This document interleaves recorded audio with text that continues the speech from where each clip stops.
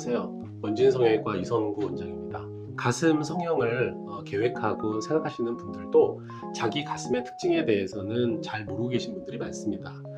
저희가 방문하신 분들한테 가슴이 어느 쪽이 크다고 생각하세요 하고 여쭤봤을 때 대부분의 사람들은 한쪽이 크거나 작다고 느낀다는 얘기를 하지만 그게 어느 쪽인지 사실은 본인도 잘 느끼지 못하고 살고 있습니다. 그래서 이런 것들을 저희가 이제 객관적인 지표로 찾아내고 그거를 환자들한테 보여드리고 수술 계획을 세우기 위해서 이런 프로그램들을 씁니다.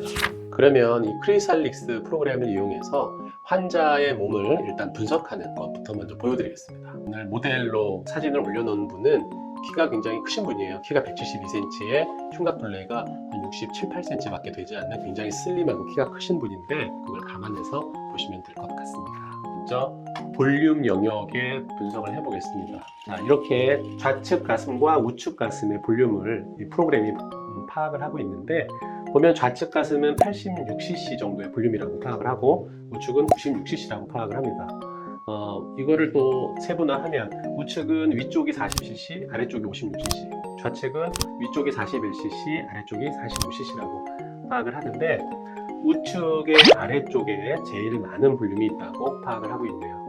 양쪽의 차이를 보면 한 10cc 정도의 차이가 나는데 보통 이 프로그램으로 판단을 했을 때 10cc 정도의 차이가 나는 사람들은 양쪽이 다르게 들어갈 가능성도 조금은 있지만 거의 대부분은 비슷한 사이즈로 들어가고요. 한 20cc 이상 정도 차이가 나는 사람들은 처음에 수술 계획을 할 때부터 양쪽에 다르게 볼륨이 들어가는 거로 계획을 합니다. 두 번째로는 이 삼각형 양쪽 쇄골의 중앙 부위와 양쪽 유두를 연결한 선 삼각형을 그렸을 때 길이를 판단한 건데요. 오른쪽은 쇄골 중앙에서부터 유두까지의 거리가 13.3cm, 좌측은 13.6cm로 나와서 오른쪽 가슴이 왼쪽 가슴보다는 조금 더 유두가 높게 위치하고 조금 더 봉긋한 느낌이 들겠죠. 그래서 차이가 3mm 정도 차이가 나는 거로 나오는데 사실 이 정도 차이면 대부분의 환자들 중에는 굉장히 차이가 적다고 볼 수 있습니다. 실제로 차이가 많이 나는 사람들은 유두를 잘라서 움직이는 그런 수술을 같이 병행하기도 합니다. 이분은 굉장히 좋은 대칭을 가지고 계십니다. 사이즈를 늘려서 가슴이 점점 더 커지는 모양으로 바꿀 수 있고요. 지금 위에 보이는 이 230이라는 숫자가 보통은 이제 230cc가 들어가면 이 정도 모양이 나올 거다 하는 예측을 하는 건데 저희가 봤을 때 그 예측치가 100% 정확하다고 보여지지는 않습니다. 어느 정도 참고로 해서 보시면 될 것 같고요. 굉장히 몸에 비해서 커 보이는 가슴을 만들 수도 있고 몸에 그냥 어울리는 정도 양쪽 가슴을 조금 차이 나게 넣을 수도 있어요.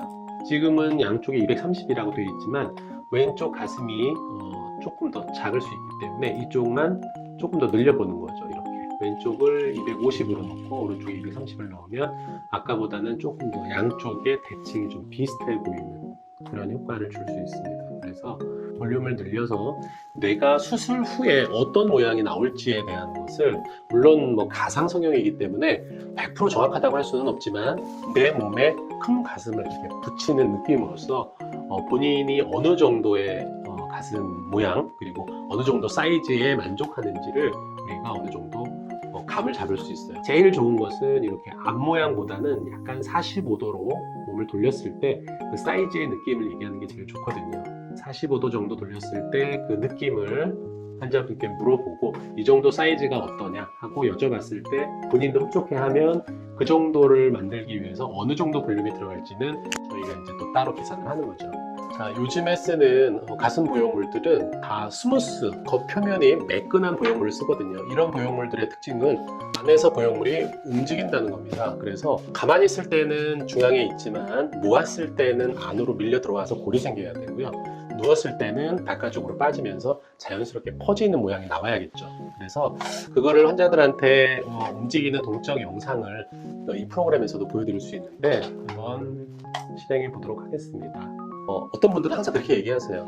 왜 가만히 있을 때 골이 안 생기냐. 그런데 가만히 있을 때는 골이 안 생기는 게 맞습니다. 모으지 않았는데도 안으로 들어와서 붙어 있으면 그거 굉장히 불편한 모양이거든요. 그래서 브래지어를 해서 안으로 모았을 때는 이렇게 안쪽으로 유방이 밀려 들어와서 중앙에 골이 생기는 모양이 돼야 되고요. 또 걸을 때도 이렇게 약간 어느 정도 유동성이 있어야겠죠. 또 누웠을 때 어떻게 자연스럽게 되냐 이건 많이 물어보시는데 누운 자세에서도 이렇게 약간 바깥쪽으로 퍼지는 느낌이 들어야죠. 이렇게 사진에 보이는 것처럼 맨 처음에 이렇게 봉긋하게 있어서 보통은 밥그릇을 엎어놓은 것 같다 이런 얘기를 듣는 가슴은 예전에 이제 구축이 온 가슴 그런 가슴들은 그런 모양을 하지만 최근의 가슴은 유동적인 가슴이어야 되고요. 누웠을 때는 밖으로 퍼지는 게 맞습니다. 어떤 분들은 밖으로 퍼지는 게 불편하고 이상하다고 얘기를 하는데 사실은 실제 수술을 안 받은 본인 가슴인 사람들도 누웠을 때 보면 그 사람들은 굉장히 평평하게 퍼지거든요. 그걸 봤을 때 수술한 사람들도 어느 정도는 약간 바깥쪽으로 빠져주면서 약간 평평해지는 게 훨씬 더 자연스러운 가슴이라고 할 수 있습니다. 이런 거. 그 환자들한테 가슴의 유동성이 이해를 시키기 위해서 보여드리는 사진들입니다.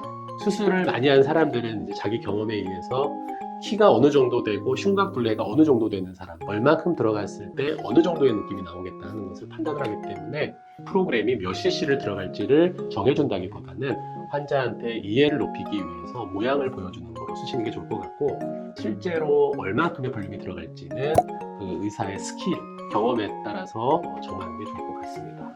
그래서 오늘은 가상 성형에 대해서, 그 프로그램에 대해서 설명을 드렸습니다. 감사합니다.